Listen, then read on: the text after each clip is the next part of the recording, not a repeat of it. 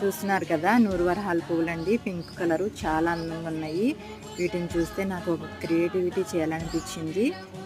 అదేంటో నేను ఈ వీడియోలో చూపిస్తున్నాను. చూస్తున్నారు కదండి, అందరికీ హ్యాపీ ఇండిపెండెన్స్ డే అండి. నాకెందుకో ఈ ఫ్లవర్స్ అన్నిటిని ఇలా క్రియేట్ చేయాలి అని అనిపించిందండి. ఇవి వచ్చేసి ఆరెంజ్ కలర్ నూరువరహాల పువ్వులు, ఇవి వైట్ కలర్ గన్నేరు పువ్వులు. ఇవి వచ్చేసి మా పెరట్లోని ఉసిరి ఆకులండి.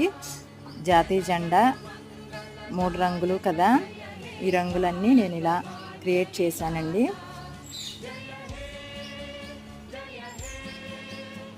ఏదో అలా ట్రై చేశాను. మీ అందరికీ కూడా హ్యాపీ ఇండిపెండెన్స్ డే.